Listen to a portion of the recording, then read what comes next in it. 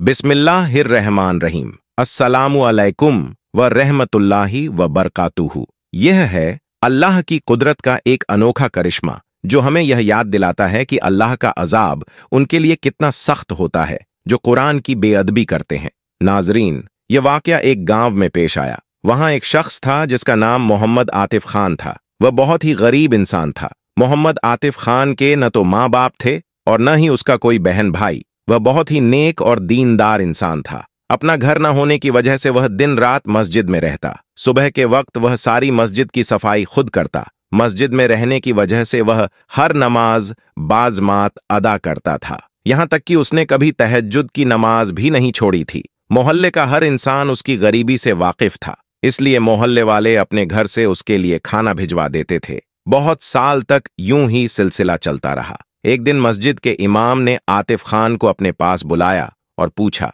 क्यों ना मैं तुम्हारी शादी करवा दूं और तुम अपनी बीवी के साथ अपने घर में रहो। मोहम्मद आतिफ खान मस्जिद के इमाम की बात सुनकर मुस्कुरा दिया और कहने लगा, उस्ताद जी, भला मुझ गरीब के साथ कौन शादी करेगा। इमाम मस्जिद कहने लगा, तुम यह सब मुझ पर छोड़ दो, बस हाँ या ना का जवाब दो। मोहम्मद आतिफ खान कहने लगा, अगर उस्ताद जी आपकी नजर में कोई ऐसी लड़की है जो मुझे कबूल कर सके तो फिर मुझे क्या एतराज हो सकता है। फिर इमाम मस्जिद ने बताया, मेरे दूर के रिश्तेदारों में एक लड़की है जो तलाक याफ्ता है। मैं अगले जुम्मे तक तुम्हारा निकाह उससे ही करवा दूंगा। इससे पहले तुम्हें यह करना होगा कि कोई किराए के लिए अपना घर ढूंढ लो जहां तुम दोनों मियां बीवी सुकून से रह सको, और घर का किराया देने की तुम बिल्कुल फिक्र न करना, वह सब तुम मुझ पर छोड़ दो। मोहम्मद आतिफ खान ने किराए के लिए घर तो ढूंढ लिया, लेकिन निकाह की तैयारी के लिए उसके पास कोई पैसा नहीं था। मोहम्मद आतिफ खान अपने निकाह से एक दिन पहले मस्जिद के इमाम के पास आया और कहने लगा, उस्ताद जी, मैंने किराए के लिए मकान तो ढूंढ लिया है, लेकिन मेरे पास निकाह के खराजात के लिए कुछ भी नहीं है। उसके उस्ताद ने कहा, बेटा तुम फिक्र न करो, तुम बस सुबह निकाह के लिए तैयार रहना। जैसे ही सुबह जुम्मा का सूरज निकला, मौलवी साहब ने मस्जिद में ऐलान करवा दिया कि अगर किसी के पास कोई भी चीज अल्लाह की राह में देने के लिए है तो वह आकर मस्जिद में दे जाए, बेशक कपड़े हों, बर्तन हो या पैसे। बहुत से लोग अपने घरों से सामान उठाकर मस्जिद में ले आए। सारा सामान उठवाकर मोहम्मद आतिफ खान के घर भिजवा दिया गया।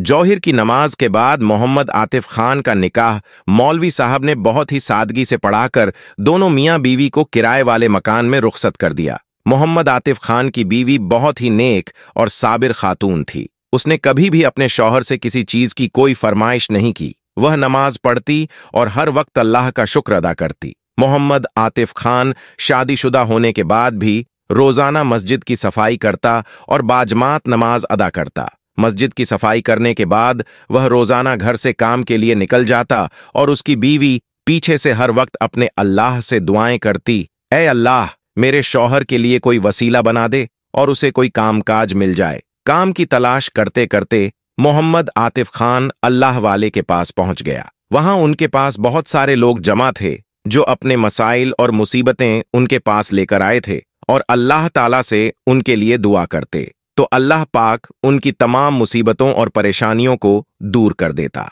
सबसे बड़ी बात यह थी कि उनके यहाँ बहुत ही उम्दा खाने बनते थे। उसी खाने की वजह से उन्हें वहां एक नौकरी मिल गई जो कि गरीबों में खाना तकसीम होता था। मोहम्मद आतिफ खान खुद अपने हाथों से खाना तकसीम करता था और इसे गरीबों में खाना बांटने के लिए अल्लाह वाले पैसे दिया करते थे। जो खाना बच जाता वह अपने और बीवी के लिए सुबह शाम घर ले जाता। ऐसे ही उसके घर के हालात कुछ बदलने लगे। शादी के 1 साल बाद अल्लाह ताला ने उन्हें बहुत ही खूबसूरत बेटी से नवाजा। मोहम्मद आतिफ खान और उसकी बीवी बहुत खुश थे कि अल्लाह ताला ने उन्हें अपनी रहमत से नवाजा है। वे अपनी बेटी के बहुत नाज नखरे उठाते और उसकी खूब देखभाल करते। बेटी के 1 साल गुजर जाने के बाद अल्लाह पाक ने उन्हें फिर दूसरी बेटी से नवाजा। उसका शौहर फिर भी खुश हुआ कि अल्लाह पाक ने उसे फिर से औलाद से नवाजा और वह भी अपनी रहमत से। उसकी बीवी कहने लगी कि मैं चाहती हूं कि अल्लाह पाक मुझे अगली दफा बेटे से नवाजे। उसका शौहर मुस्कुराकर कहने लगा कि क्या तुझे नहीं पता कि अल्लाह पाक वहां बेटियां देता है जहां वह खुश होता है। हाँ हाँ पता है, लेकिन बहनों का भाई होना बहुत जरूरी है। आप बस अपने अल्लाह वाले से कहिए कि हमारे लिए दुआ करें, अगली दफा हमें अल्लाह बेटे से नवाजे। वह अपनी बीवी की बातें सुनकर मुस्कुरा रहा था और वापस अपने काम पर चला गया। कुछ महीनों के बाद उसकी बीवी फिर से उम्मीद से हो गई। उसने अपने लिए अल्लाह वाले से दुआ करवाई और खुद भी खूब गिड़गिड़ाकर दुआएं की, ऐ अल्लाह, इस बार मुझे अपनी नेमत से नवाजना। लेकिन अल्लाह पाक ने उसे फिर बेटी से नवाज दिया। तीसरी बेटी की पैदाइश पर वह बहुत ज्यादा परेशान हुई और अपने शौहर को कहने लगी, अब मुझे अपने अल्लाह वाले के दरबार में लेकर जाएं, मैं उन्हें खुद अपना मसला सुनाऊंगी, वे मेरे लिए दुआ करेंगे तो अल्लाह पाक मुझे बेटे से नवाजेगा। उसका शौहर कहने लगा, नहीं, आप घर पर बैठकर दुआ करो, मैं खुद तुम्हारा मसला उनको सुना दूं। जब 1 साल गुजरा तो अल्लाह पाक ने उन्हें फिर चौथी बेटी से नवाज दिया। चौथी बेटी की पैदाइश पर उसकी बीवी अपने शौहर के सामने बहुत रोई और कहने लगी, हमारे घर में पहले ही गरीबी है, अल्लाह पाक ना जाने हमें क्यों बेटियां दे रहा है। उसका शौहर कहने लगा, तुम खुद अल्लाह की बहुत शुक्रगुजार बंदी हो, तुम्हारे मुंह से ऐसी बातें अच्छी नहीं लगती। तुम खुद तो कहती हो कि अल्लाह पाक बेटियां जहां पैदा करता है वहां उनका रिज्क भी भेजता है। फिर भी उसने कहा, मैं मां हूं, मेरा दिल चाहता है कि अल्लाह मुझे बेटे से नवाजे। 1 साल गुजरने के बाद अल्लाह पाक ने उसे फिर बेटी से नवाज दिया। 5वीं बेटी के पैदाइश पर वह बहुत रोई और अल्लाह के सामने गिड़गिड़ाई कि, ऐ अल्लाह, मैं तेरी नाशुक्री नहीं कर रही, तेरे हर फैसले से राजी हूं, लेकिन बहनों का भाई होना बहुत जरूरी है। तुझे तेरे महबूब का वास्ता, बीबी फातिमा का वास्ता, मुझे बेटे से नवाज दे। उसने अल्लाह ताला के सामने बहुत मन्नतें मांगी, रोई और गिड़गिड़ाई, ऐ अल्लाह, अगर इस बार तू मुझे बेटा देगा, मैं इतने नवाफिल अदा करूंगी, इतने रोजे रखूंगी। फलां फलां बातें करती हुई वह अपने शौहर के साथ उस अल्लाह वाले के पास चली गई और खूब रोकर गिड़गिड़ाई, आप तो अल्लाह के वली हैं, अल्लाह पाक से दुआ करें तो आपकी दुआ जरूर कबूल होती है। मेरे लिए एक दफा हाथ उठाकर दुआ तो कर दें, अल्लाह पाक हमें बेटे से नवाज दे। ना जाने अल्लाह पाक को क्या मंजूर था, उसने उसे फिर बेटी से नवाज दिया। दुआएं मांगते मांगते उसे 10 साल गुजर गए और उसकी 7 बेटियां पैदा हो गईं। 7वीं बेटी के पैदाइश पर तो उसके शौहर की आंखों में भी आंसू आ गए। आंखों में आंसू लिए उसने आसमान की तरफ देखा और अल्लाह का शुक्र अदा किया, या अल्लाह, तेरे हर काम में कोई न कोई बेहतरी है। या अल्लाह, मैंने तो इससे कभी कोई शिकवा शिकायत नहीं किया, क्योंकि तू रहमान है और रहीम है, बिन कहे ही समझ जाता है। मेरा ना तो कोई भाई है ना बाप है, अगर मेरा खुद का बेटा ना हुआ तो मैं कैसे जी पाऊंगा। बेटे तो बाप के बाजू होते हैं।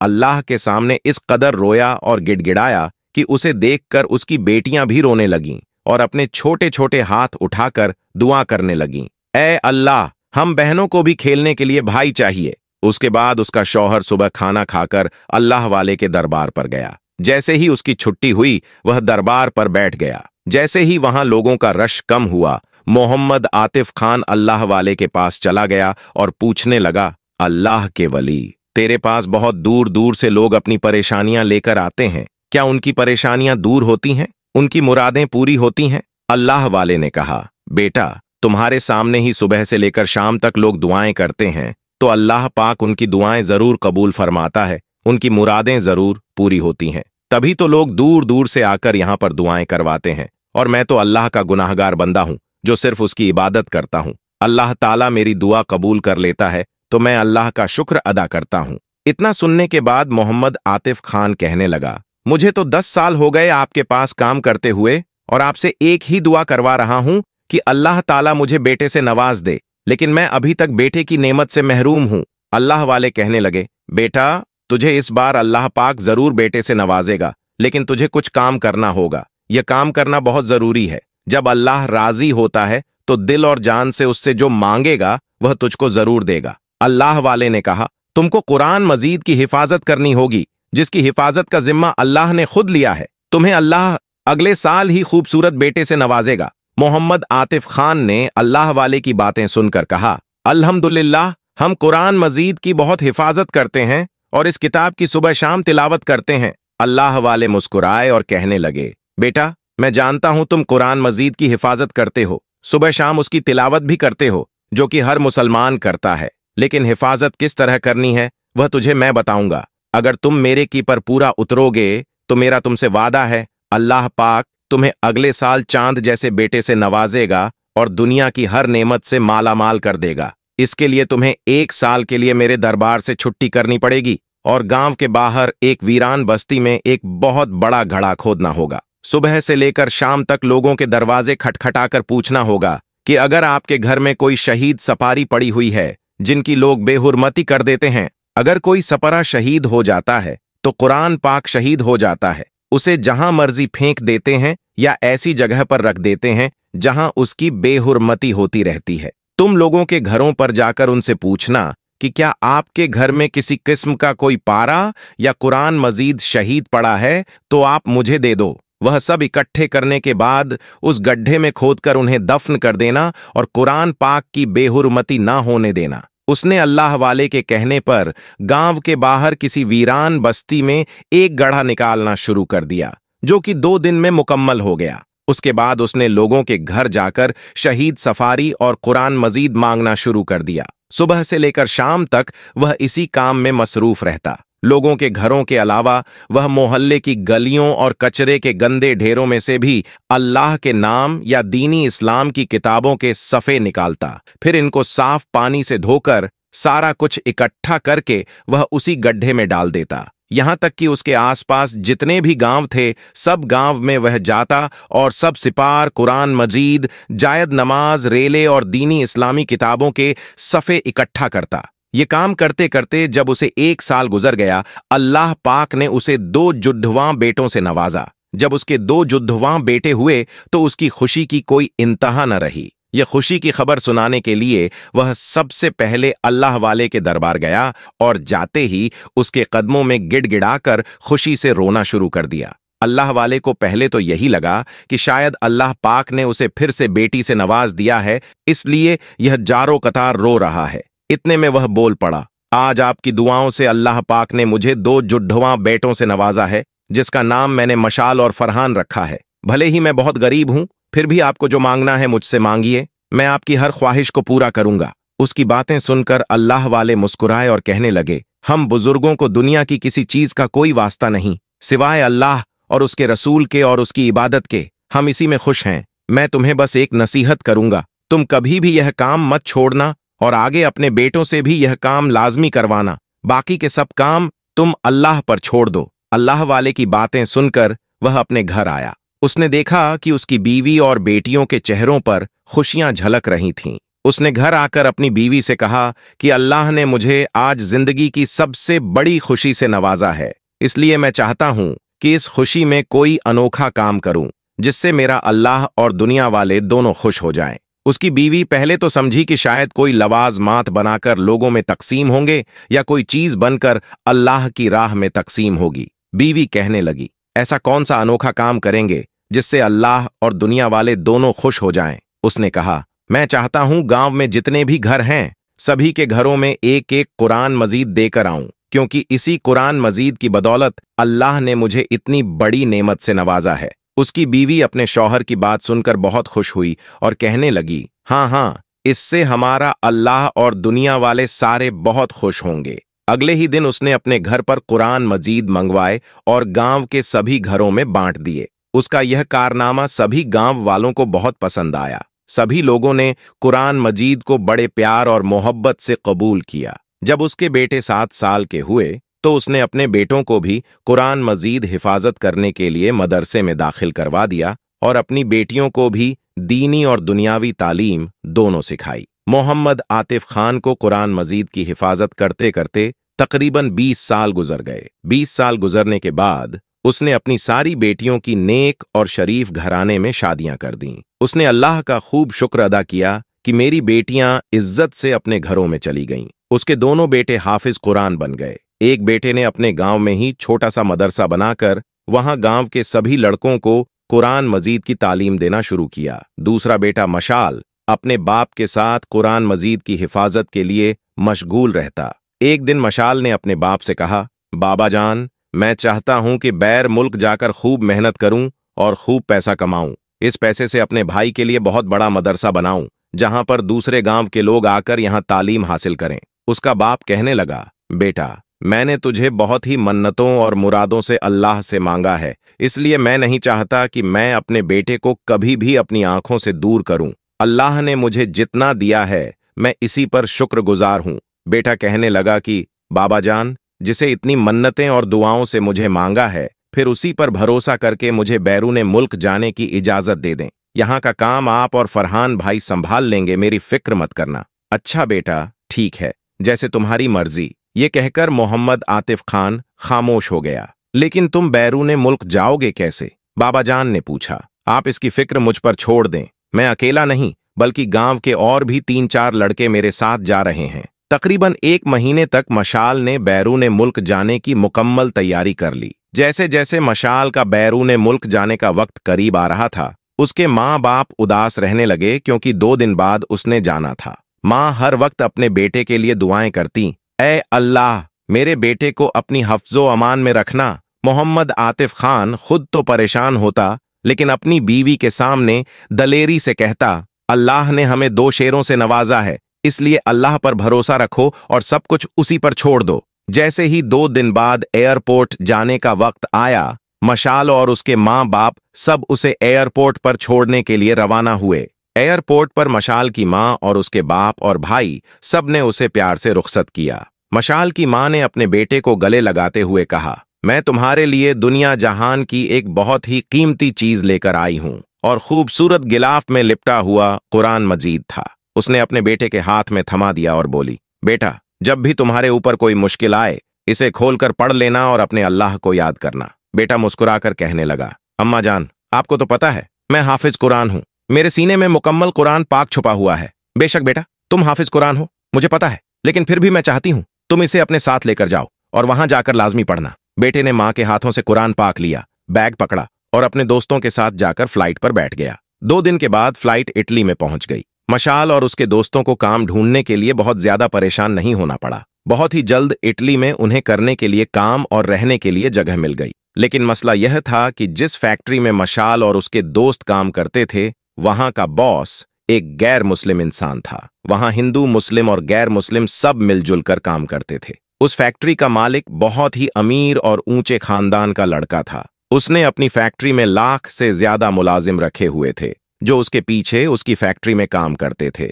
उसने अपनी फैक्ट्री में जगह जगह कैमरे लगवाए हुए थे ताकि उससे कोई भी काम छुप न सके। वह 24 घंटे अपने मुलाजिमों पर नजर रखता था, क्योंकि हर चीज उसके कैमरे में रिकॉर्ड हो जाती थी। उसका बॉस अपने उसूलों का बहुत पक्का और सख्त था।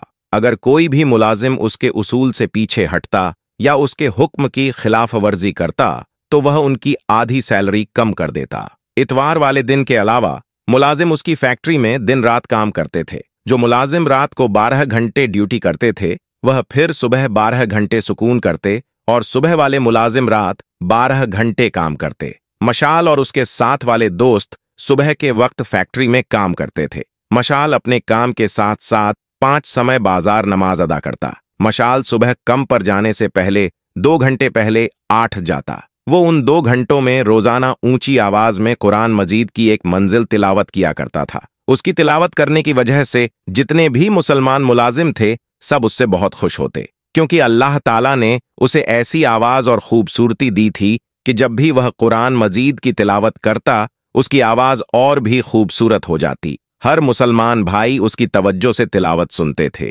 यहां तक कि गैर मुस्लिम मुलाजिमों को भी उसकी आवाज अपनी तरफ खींच कर ले आती। कुरान मजीद की तिलावत के बाद मशाल वहां पर बैठे पास सारे मुलाजिमों को दीन इस्लाम का दर्स देता। उसके साथ रहने वाले लड़कों के दिलों में मशाल की बातें असर करने लगीं। जैसे जैसे अजान होती, मशाल फैक्ट्री के सारे काम छोड़कर नमाज के लिए चला जाता और जाते वक्त दूसरे लड़कों को भी नमाज की दावत देता। मशाल को देखकर और भी लड़के नमाज पढ़ने के लिए उसके साथ चले जाते। जब यह बात फैक्ट्री के बॉस को पता चली, तो उसने मशाल को पास बुलाकर कहा, तुझे मेरे उसूलों का पता है, मैंने कभी भी अपने हुक्म की खिलाफ वर्जी किसी को करने नहीं दी। तुम सुबह भी काम के लिए लेट जाते हो, तुम्हारी वजह से दूसरे लड़के भी तुमको देखकर लेट हो जाते हैं। ऊपर से तुम हर काम छोड़ छाड़ कर नमाज के लिए चले जाते हो। मैं इस महीने तो तुझे तुम्हारी सैलरी दे दूंगा, लेकिन अगले महीने अगर यह सिलसिला यूं ही चलता रहा तो मैं तुम्हारी सैलरी आधी कर दूंगा। मशाल अपने बॉस की बातें चुपचाप सुनता रहा,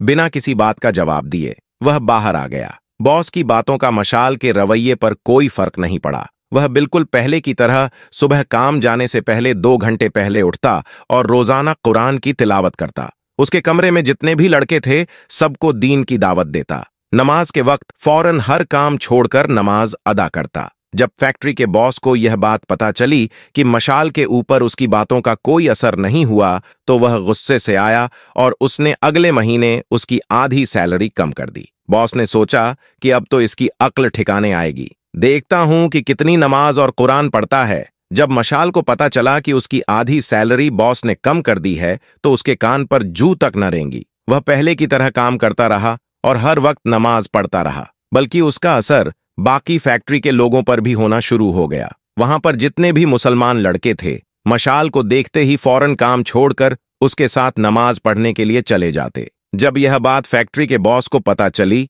तो उसे मजीद गुस्सा आया। उसने सोचा कि उसने बाकी तमाम लड़कों को भी अपने साथ खराब कर दिया है। तो बॉस ने मशाल के साथ वाले सारे लड़कों को अपने पास सख्ती से बुलाया और कहा, मुझे लगता है मुझे अब तुम सबकी सैलरी बंद करनी पड़ेगी, तभी तुम लोग सुधरोगे और काम को काम समझोगे। मशाल के साथ वाले सभी लड़के अपने बॉस से कहने लगे, बॉस, हमारे ऊपर ऐसा जुल्म मत करना। अगर आप कहते हैं कि हम काम छोड़कर नमाज के लिए नहीं जाएं, तो हम नहीं जाएंगे, लेकिन हमें हमारी सैलरी पूरी चाहिए। मशाल इन सब की बातें चुपचाप सुनता रहा। तभी बॉस ने मशाल से पूछा, हाँ भाई, तुम्हारा इस बारे में क्या ख्याल है? मशाल ने नरमी वाले लहजे से अपने बॉस को कहा, आप बेशक मेरी आधी सैलरी कम कर दें, लेकिन मैं कभी भी अपने काम के लिए नमाज और कुरान की तिलावत करना नहीं छोड़ सकता, क्योंकि यह तो आपका उसूल है कि जो अपना काम छोड़कर किसी दूसरे काम के लिए जाता है, तो आप उसकी सैलरी आधी कर देते हैं। लेकिन यह हमारा भी उसूल है कि जो अल्लाह के हुक्म की खिलाफ वर्जी करता है,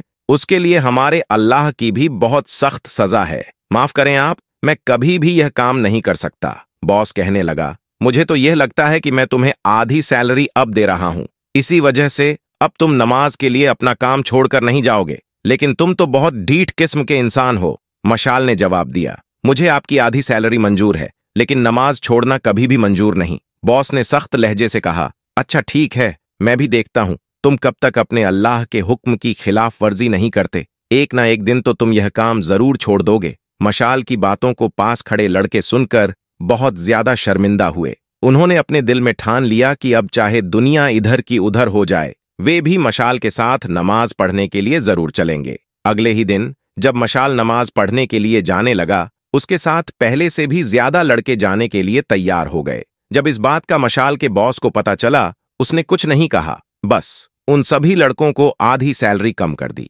इतवार वाले दिन फैक्ट्री से जब सब लड़कों को छुट्टी होती, तो मशाल वहां सब लड़कों को इकट्ठा करके अपने नबी पाक की सुन्नतें बताता। वहां पर फैक्ट्री में 2-3 लड़के ऐसे थे जो गैर मुस्लिम थे। उन्हें मशाल की बातें बहुत अच्छी लगती थीं और वे मशाल की हर बात पर अमल भी करते थे। मशाल सुबह जब भी कुरान की तिलावत करता, तो वह गैर मुस्लिम लड़के उसकी तिलावत को बड़ी खामोशी और तवज्जो से सुनते। एक दिन उन लड़कों ने मशाल से डरते डरते कहा, क्या तुम हमें अपना कुरान पढ़ाना सिखाओगे? हमें भी बहुत शौक है कि हम भी तुम्हारी तरह ऐसे ही सुबह सुबह कुरान पढ़ें, लेकिन इसके लिए हमें अपने बॉस से बहुत डर लगता है। वह तो हमें फैक्ट्री से निकाल देगा, क्योंकि हम तो गैर मुस्लिम हैं। वह हमारे ऊपर और हमारे घर वालों के सारे खर्चे बंद करवा देगा। हम नहीं चाहते कि हमारी इस बात का इल्म हमारे बॉस को हो। मशाल ने कहा, देखो भाई, आपको अल्लाह के सिवा किसी से डरने की जरूरत नहीं है और हमें उसी पर भरोसा करना चाहिए। सारी दुनिया का निजाम वही चला रहा है। लेकिन अगर आपको फिर भी अपने बॉस से इतना डर लगता है, तो मैं इस बात का जिक्र किसी से नहीं करूंगा। मैं तुम लड़कों को जरूर कुरान पढ़ना सिखाऊंगा। उन लड़कों ने तकरीबन 1 साल तक मशाल से कुरान मुकम्मल किया और कलमा पढ़कर मुसलमान बन गए। फैक्ट्री में बहुत सारे ऐसे गैर मुस्लिम लड़के थे जो मशाल से कलमा पढ़कर मुसलमान हो चुके थे। फैक्ट्री में मशाल को काम करते हुए लगभग 2 साल गुजर गए और उसे देखकर उस फैक्ट्री का माहौल बहुत ज्यादा बदल चुका था। बॉस को इस बात का पता चला कि मशाल ने बहुत से लड़कों को मुसलमान बना दिया है, तो वह गुस्से से लाल पीला हो गया। उसने सोच लिया कि आज मशाल की खैर नहीं है, आज तो इसे खत्म करके ही छोड़ूंगा। बस बहुत हो गया, बहुत बर्दाश्त कर लिया। मेरी ही फैक्ट्री में आकर यह मेरे ही मुलाजिमों का मालिक बना हुआ है। सुबह का सूरज मशाल का आखिरी सूरज होगा। जुम्मा का दिन था और सुबह का वक्त था। मशाल कुरान खोलकर बहुत ही बुलंद आवाज से तिलावत कर रहा था। उसके बॉस ने आते ही मशाल के मुंह पर जोरदार लात मारकर उसे नीचे गिरा दिया और उसके हाथ से कुरान छीनकर दूसरी तरफ फेंक दिया। मशाल ने तिलावत करना फिर भी नहीं छोड़ी, क्योंकि उसे तो कुरान पूरी तरह से जुबानी याद था। उसके बॉस को इतना गुस्सा आया कि उसने अपने पास खड़े मुलाजिम से कहा, जाओ जल्दी से माचिस लेकर आओ। आज मैं अभी इसी वक्त इसके सामने इसके कुरान को जलाऊंगा। अब मैं देखता हूं कि यह क्या करता है और इसका अल्लाह क्या करता है। मशाल यह सुनकर बहुत रोया और रोते रोते अल्लाह से फरियाद करने लगा, ऐ अल्लाह, बेशक इस किताब की हिफाजत का जिम्मा अपने सिर लिया है। ये खुद को बहुत बड़ा बॉस समझता है। आज तो इसे अपनी ताकत दिखा दे। जैसे ही उसका मुलाजिम माचिस लेकर आया, उसने माचिस जलाई और कुरान को आग लगाना शुरू कर दिया। कुरान को पकड़कर फेंक दिया। अल्लाह की कुदरत ने मशाल को पकड़कर एक पिंजरे में कैद कर दिया। अब मैं देखता हूं कि तुम्हें यहां से कौन बचाने आता है। तुम भूखे प्यासे यहां मरोगे।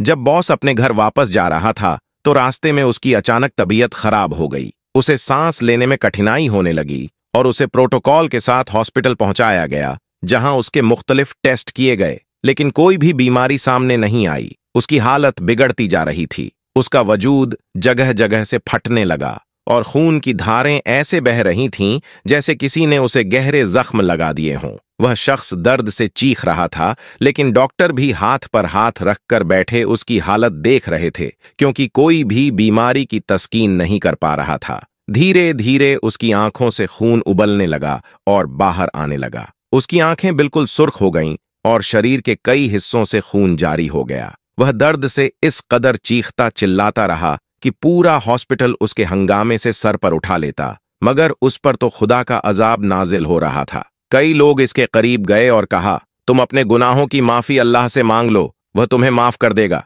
तुमने जो गुस्ताखी की है वह इंतहा संगीन है, यही इसका अजाब तुम पर नाजिल हो रहा है। लेकिन उस गैर मुस्लिम बॉस ने किसी की बात नहीं मानी। देखते ही देखते उसके वजूद से लगे जख्मों से अजीब स्याह मादा बहने लगा, जिसकी इतनी गंदी बदबू थी कि डॉक्टर भी पास जाने से कराह महसूस करने लगे। जब यह खबर फैक्ट्री में उसके मुलाजिमों और वहां के बाकी लोगों को पता चली तो लोग उससे और भी नफरत करने लगे। उसकी हालत और भी तशवीशनाक होती गई। वह पल पल मौत के लिए तड़पता रहा और उसने डॉक्टरों को यह तक कह दिया कि मुझे जहर का एक बार इंजेक्शन लगाकर मार दिया जाए। मैं इस पल पल वाली मौत को बर्दाश्त नहीं कर पा रहा। मगर डॉक्टर पूरी कोशिश करके उसे बचाने में लगे रहे। देखते ही देखते उसके शरीर से बाल निकलने लगे और लंबे लंबे नाखून निकल आए। उसकी शक्ल बिगड़ने लगी और वह एक खौफनाक जानवर की शक्ल में मुब्तिला हो गया। उसे देखकर वहां पर खड़े सारे डॉक्टर भागकर हॉस्पिटल से बाहर आ गए। वहां पर सभी देखने वालों के रोंगटे खड़े हो गए।